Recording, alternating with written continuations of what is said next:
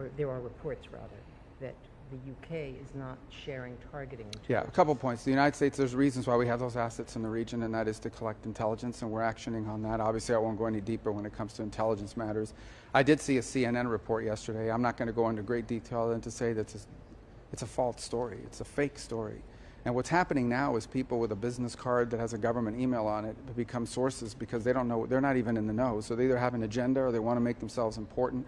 And it's been a plague of story after story that's either inaccurate or misleading. And that falls in the category of both, that story does. Is it your assessment that Russia does not really want peace? Well, we can only go by what we see. I mean, I think they've stated clearly what they want is they want the rest of Donetsk. And obviously the Ukrainians aren't going to agree to that. So what we see now is they continue long-range strikes into Ukraine, obviously to degrade their electrical grid and try to demoralize the country or what have you. And they've made some gains in Donetsk, and they're losing 7,000 soldiers a week, 7,000 dead soldiers a week from Russia's side.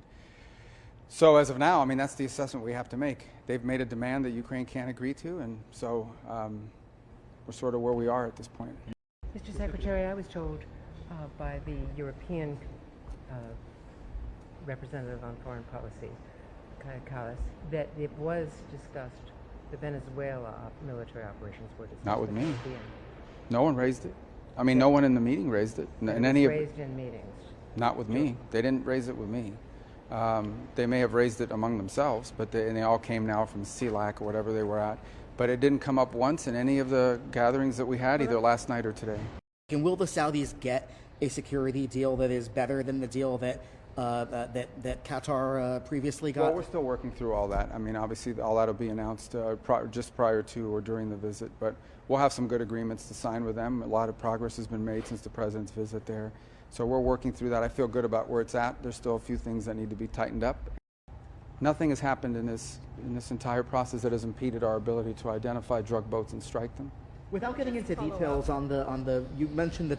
Without getting into details, you like details. Okay, go ahead. You mentioned the story the other day is fake news. It's fake news. Has there been no change then in UK sharing of intelligence? We have very strong partnerships with the UK and other countries. Again, nothing has changed or happened that has impeded in any way our ability to do what we're doing, nor are we asking anyone to help us with what we're doing in any realm, and that includes military.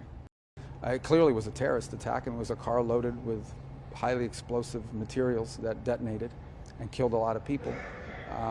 But I think they're doing a very good job of carrying out an investigation, and I think when they have facts, they'll release those facts.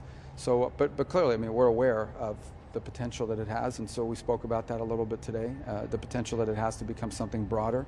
But I think we're going to await to see what their investigation reveals. We've offered to help, but I think they're very capable in these investigations. They don't need our help, and they're doing a good job.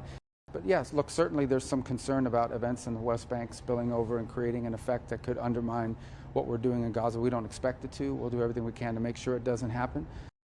All right, let's get out of here before they ground it.